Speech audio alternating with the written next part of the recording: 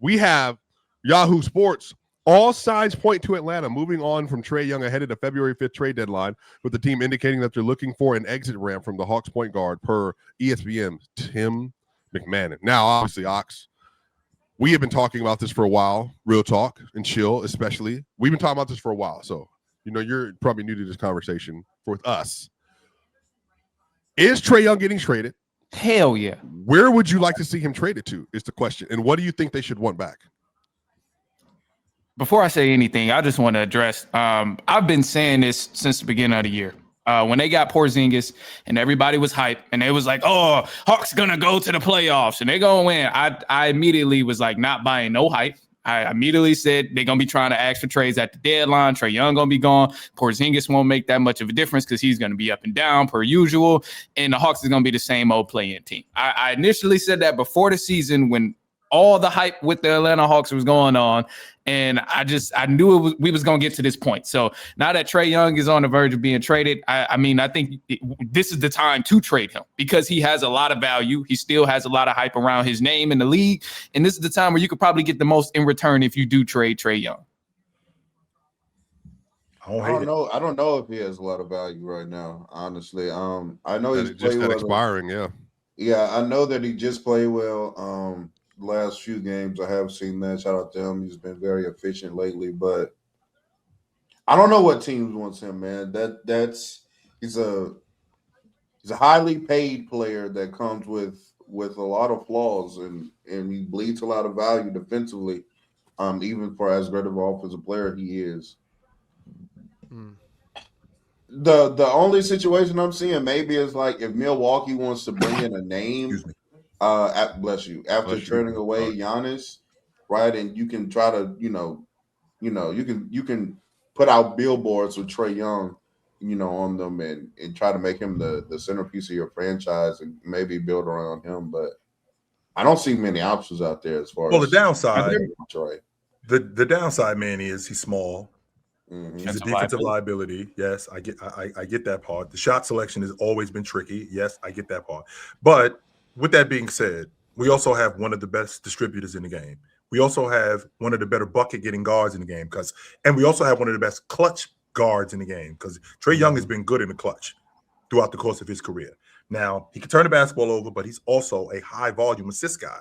He can definitely get guys involved in the game who need to be involved in the game. So if you have people who can cover up his flaws, which I feel like Atlanta has done for years, I think that him getting hurt and being out for that month really threw a monkey wrench in what they were trying to do. Because I feel like I would have liked to have seen more of him so we could get a better idea because this is the most talented team he's been on, even before 21. This is the most talent that he's had, right? So I would have liked to have seen the expansion of Jalen and Dyson Daniels and Ricochet with him on the group. But since he's been back, I feel like they're trying to cater now to getting him back in the lineup, and it's not working. I don't think they've won a game since he's been back in the lineup. And it's just not working. I think they're 0-6 since he's been back in the lineup. So no, their problem has been they can't get any stops, right? You see the scores to these games are, they're scoring 125 and still losing. They're scoring 130 and still losing. That's crazy. Swiper, you brought up a really interesting trade from Atlanta that Atlanta. I think Trey Young was involved in it. For Giannis. What was that trade again? So I'm building out another one now, but the first one that I had that I don't think they'll have to pay at this point, it was going to be Trey Young, Dyson Daniels, Zachary Ricochet for Giannis Antetokounmpo, but I don't think they're going to have to do that at this point. They can find another way to make the money work, but right now the one I'm building is Trey Young, Zachary Ricochet, the 2026 Pelicans first-round swap, the 2027 Pelicans first-round swap, the 2029 Hawks first-round pick, for Giannis Antetokounmpo, and we'll have to throw some more money in there to make it work. But they could essentially just do Giannis, Trey, Ricochet, one more player, to the both Pelican picks, and then the 2029 first round for the Hawks for the future. Milwaukee would be nuts not to do that because I think that they would win some games with that group. I do. With Turner, who I'm not a big fan of, but with Turner, with Dyson Daniels, with Jalen, and with Trey Young, they basically giving you three of their core players who are still young and it looks like Jalen Johnson. It looks like Jalen Johnson's going to be an All-Pro this year, not an All-Star. He's having an All-Pro season. So if you throw him in the trade, and they're offering him with Dyson Daniels, who's been one of the better wing defenders in the game, and Trae Young, it'd be nuts. So by the way, the 2027 pick, that is the pick that the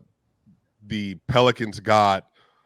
So in this pick, that pick in particular, New Orleans Pelicans received a more favorable of his 2027 first-round pick and Milwaukee's 2027 first-round pick, and Atlanta will receive a less favorable of the two protected selections, 1 through 4. And so this is, I think, is from the Drew Holiday deal that they got. 2020 Drew Holiday deal, I believe. But I've never been opposed to like, especially this season. I remember Damo brought it up about the whole Trey Young thing, and it's not so much that I was opposed to trading Trey Young. It's just like, what can you get back for him? And if you can find a way to get Giannis back in a Trey Young deal, then I think you have to do that. You have Swiper, to. You didn't say Jalen Johnson. You said Ricochet. I apologize. Yeah.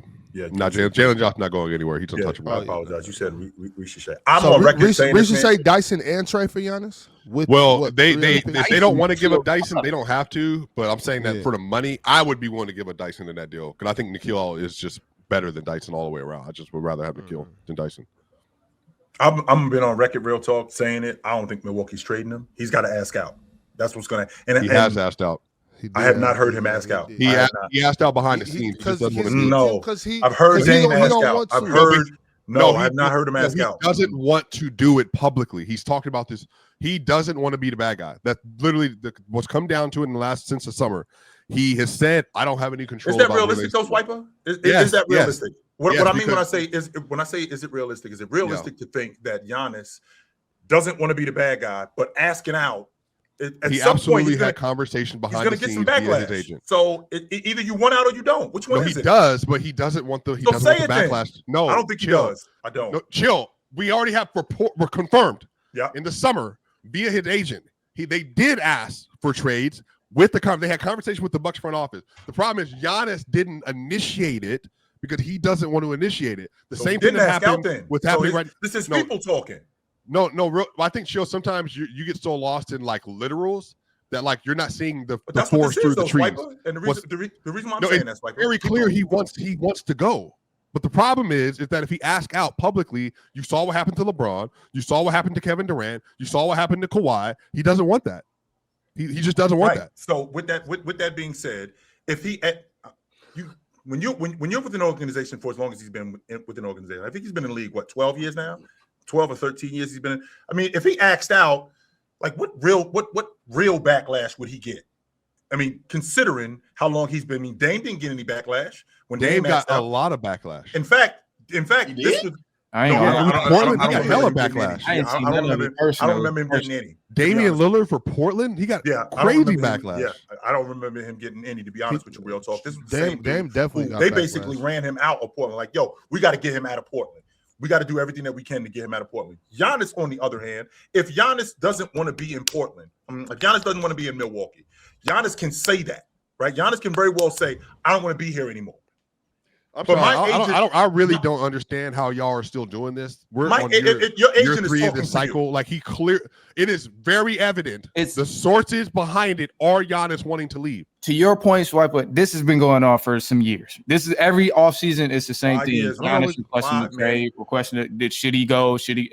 And it's always him sounding sad, like, "Oh, I just want to win. I just want it." And it's so to your point, I can see why that is valid. That he doesn't want it to be public, but I think it's inevitable that people are gonna not like his decision no matter what, because at some point he's gonna have to agree and say, like, I'm going to the Atlanta Hawks. Like, at some point it's gonna be known that he's leaving Milwaukee, and whenever that is, I think people are going to be outraged no matter what, just because he's been there with so long. He don't won a championship with that team. So it's like, it's no real win about it. And I get what you mean. And I understand what he means, I should say, and like not wanting to come out publicly and request the trade.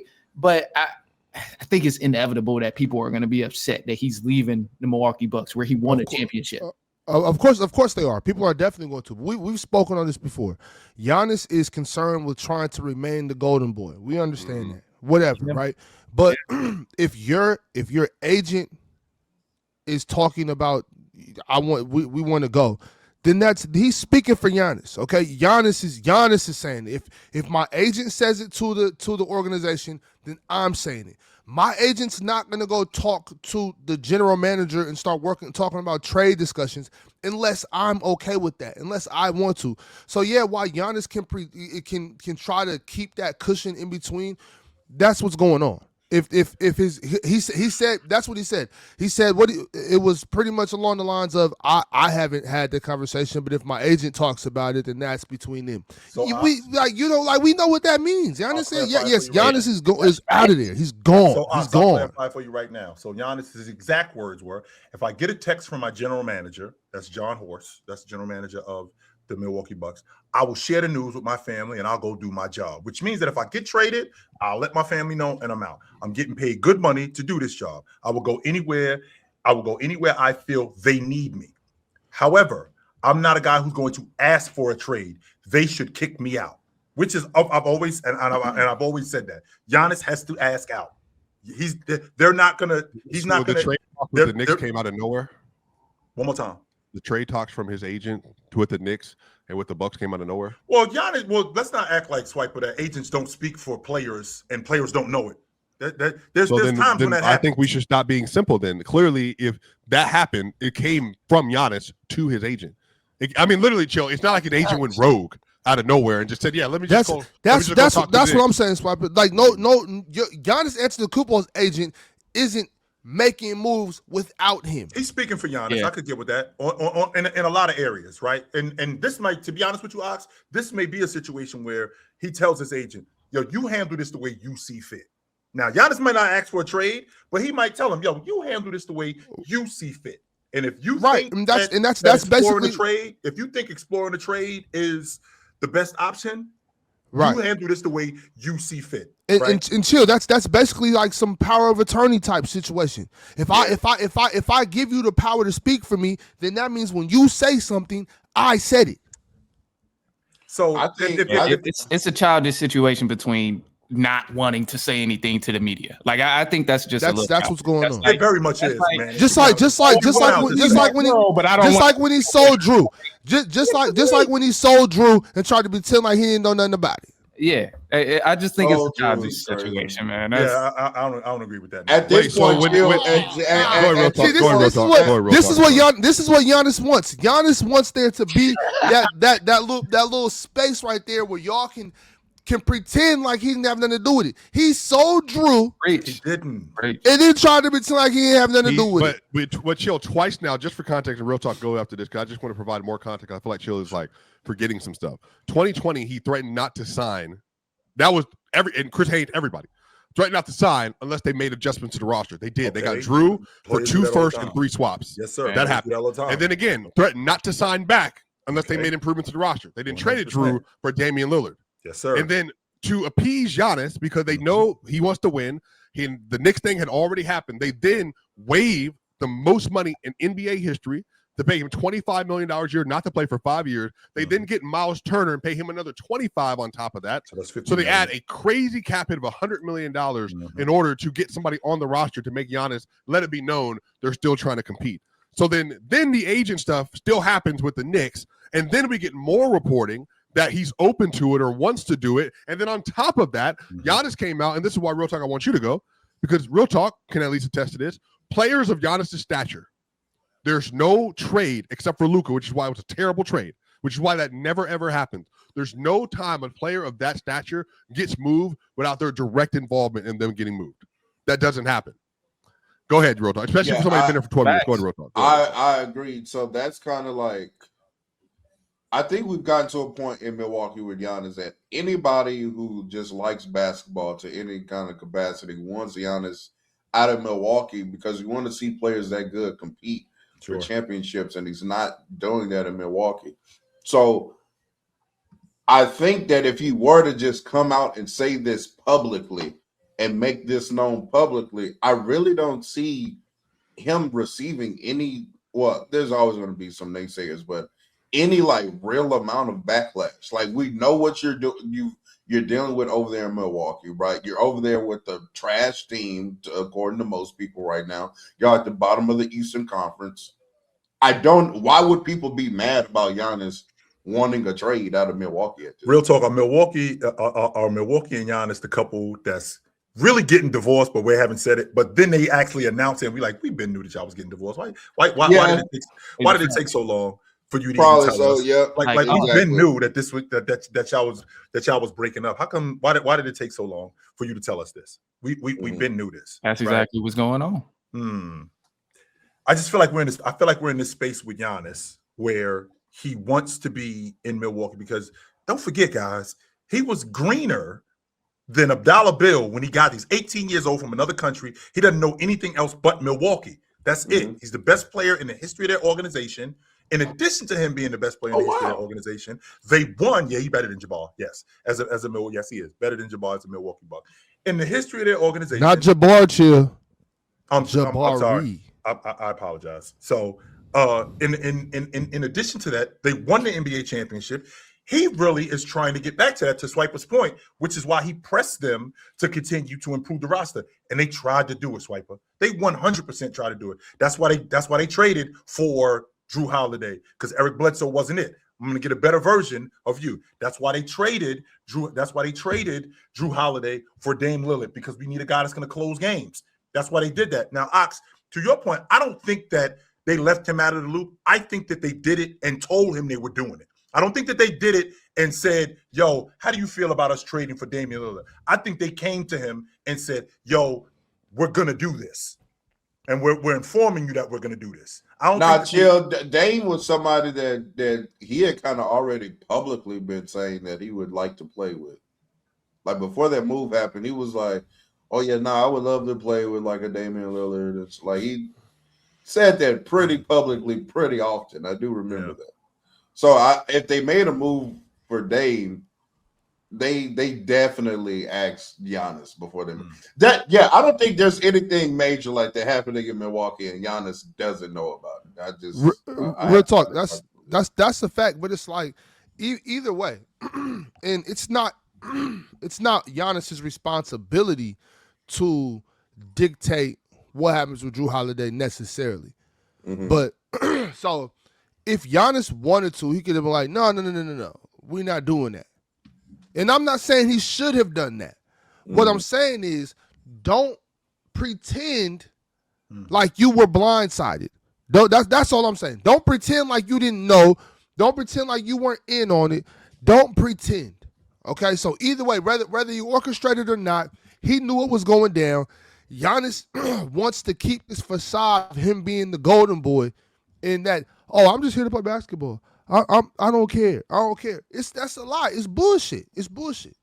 That's fact. Right. What I'm saying. It's bullshit. There are plenty of players that go around in this league trying to publicly convey one way when they're actually another way in private, right? There are people that come out here and they act like, they're all timid and shy and they don't really say much, but behind the scenes, Swipe, they're demanding private jets. They want personal helicopter flights. They want their own workout room, own rehab rooms. They want their uncle to have main access to the locker room, and it is what it is. We have to go. And if Swiper, if you ask me, that ain't enough. No facts. You talking about 28 mil circumvented? It should be 82 mil circumvented.